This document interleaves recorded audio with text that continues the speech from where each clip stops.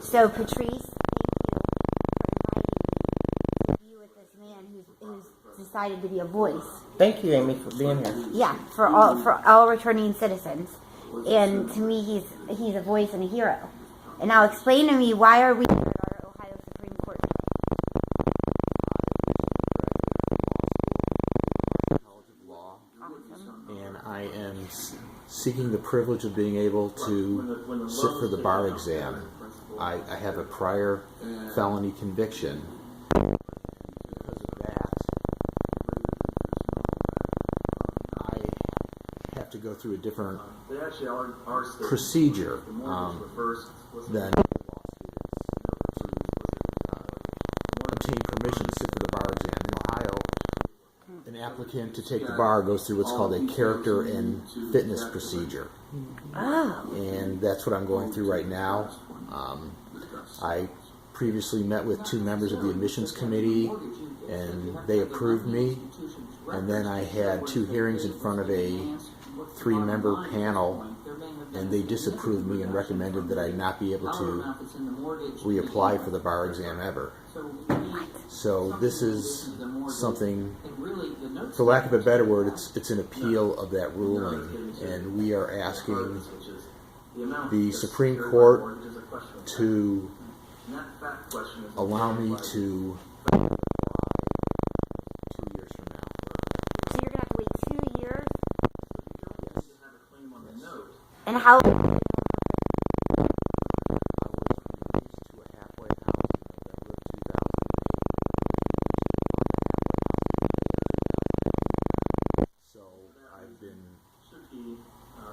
Out of custody for essentially almost 7 years. It'll be 7 years in May. And you did federal prison time? Yes, I served 16 years in various federal prisons and 6 months in a halfway house at the very end. What happened? I never understand this federal prison system.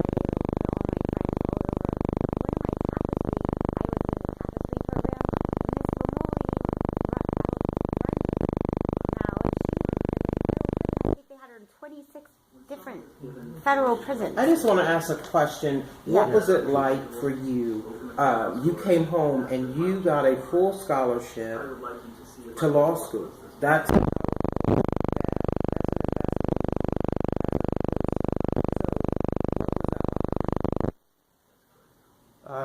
when I released from the halfway house, I had the good fortune of obtaining a very good job as a company controller with a large crane and heavy haul trucking operation. That was a position of great trust and responsibility. When I was in the halfway house is when I sat for the law school admissions test. And I scored very well. My last year in prison, I studied about 10 to 20 hours a week. So I was able to put in about 800 hours of study, and I scored very well. And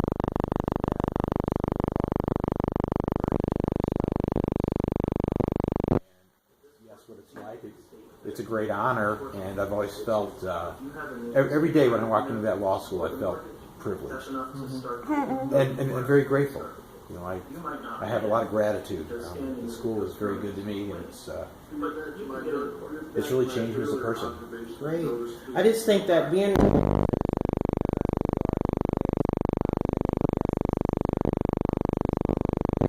USA and Chosen for Change, and we're here in support that the barriers as returned citizens, we have many barriers that we have to come through, and I applaud you, number one, that you have overcome many challenges and have completed law school, and so.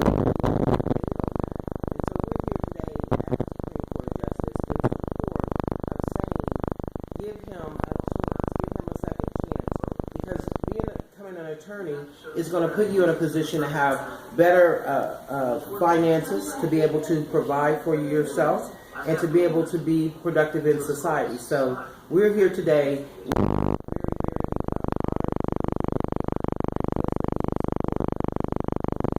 You're not alone. Amy? No, you're not alone. Will we be allowed to say anything to the judges? I don't think so. Okay. I've been to the courts here where I do a stay out, not a get out plan, and the judges have at some points allowed me to, advocate and say things, but that's fine because this is in God's hands, and if they need us to, What would you say today, Joseph, if you had an opportunity to speak on your own behalf? I would say that I take the role of attorney very seriously. And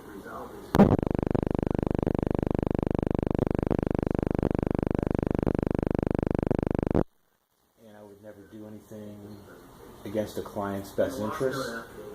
I understand the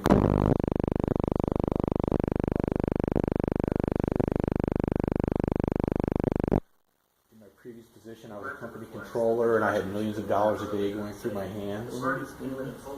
Something I think you should know is for the last, almost 2 years, I've been working at the Cuyahoga County Public Defender's Office. I had my legal income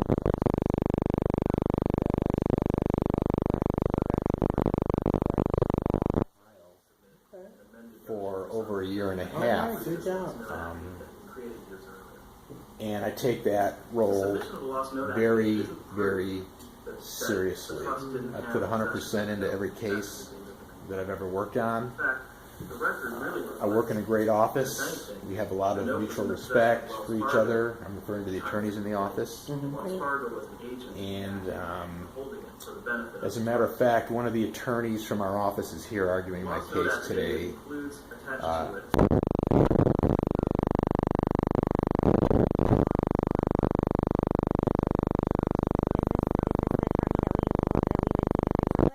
No, it's in the room next door.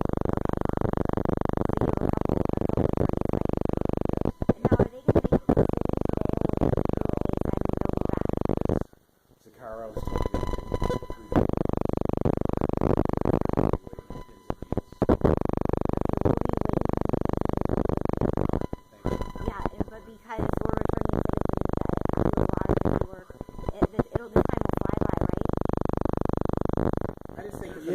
It'll fly by one day at a time.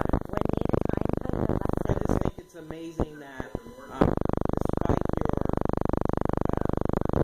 choices in life or the reason you went to prison, which is not important,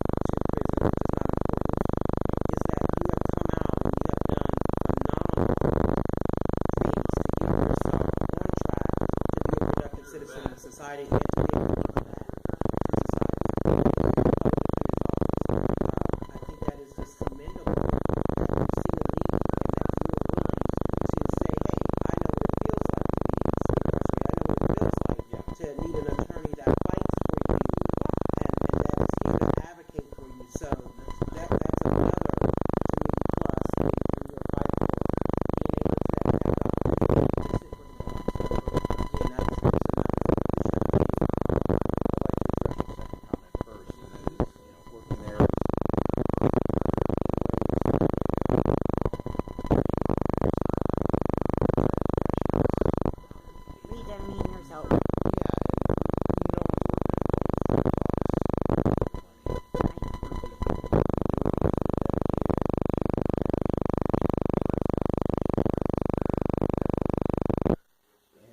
Your first comment, I could not have reached this point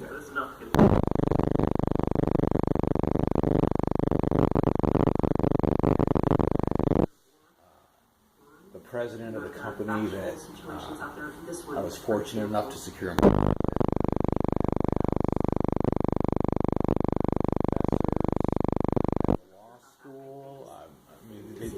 cheering you on. They all wrote a stack of letters. Awesome. Great letters, and you're certainly welcome. I think we can.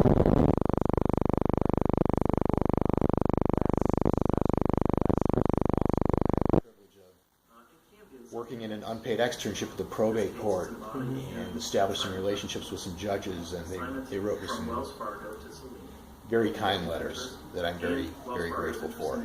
Well, we want you to write your story. You got to tell your story. Yeah, keep telling your story. I have so many, I know good radio talk show people who would love to hear it. I think it's healthy, it's therapeutic for you. Now, do you have kids? I do not. I do not. Okay. I was arrested at a young age. I was.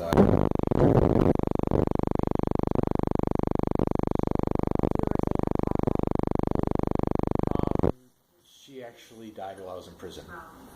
That happened so many times. And you said you have friends in prison that died, like I had. Lost a lot of friends in prison who died, and a couple that died shortly after the release. Me too. And did Yeah. you talk to? Did you still keep in touch with some of them at all? I do. Yeah. The one in particular I'm thinking of who died after my release. When I traveled from Wyoming to Cleveland, I kind of made a long trip out of it and stopped and visited a few people.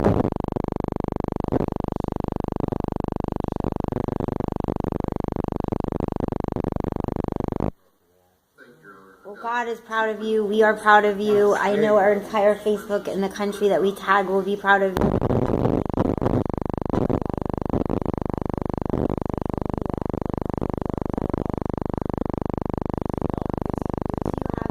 Tell your story and to share the struggles that you have faced and what you have done to make amends.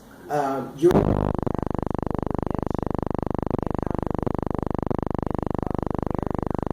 state of Ohio, we have to look at that. Right.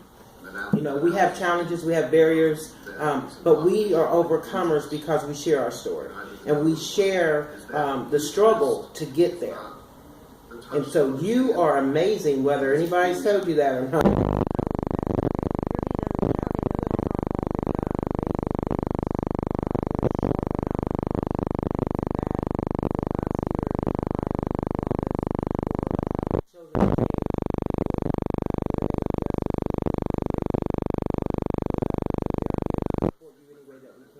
Or to make connections to other activists and organizations here that can help For you, but we're proud of you. Once you become a lawyer, what are you gonna? Well, once you get, are you gonna stay in the public defender's office, or are you gonna go into what kind of practicing are you gonna do? I would like to stay with the public defender's office. It's very difficult to get in there, but if for some reason that didn't work out, I do have a background in accounting and I enjoy tax work, but my goal is to obtain the release of someone who's been wrongfully convicted. That was. We have connections. I have connections. Yeah. You know, we do. Nancy Petro, Jim Petro, and Martin Yant, who edited my book. Martin is, interviewed by Dateline. He goes and testifies all over the country for people that he has figured out that they're innocent. He's a private investigator. We can connect you with him. And then, there's many people. You have support. Yeah, you have tons of support. We love you. And I just have to say one more time. Sisters for life. Am I allowed to say that you guys are here and how he's this young man right now? He's going to be a scientist, aren't you? You want to be a scientist, but you're here with your mommy to support you. You're from Cleveland, right? And what do you think of this case? Do you have any? Justify why I'm doing. Do you think this man should get a law license? Yeah. So do I. Okay. Well, from the mouths of babes, I think there's no better person who's still innocent and knows right and wrong. Good. He's nice, and he deserves a second chance to help people to be a lawyer, and that's great. I mean, kids are a blank slate that are born good, and then society sometimes writes on them. But I trust what you think. Okay, you guys. Well, this case is coming up in a second. Okay, Patrice, turn this off. There you go.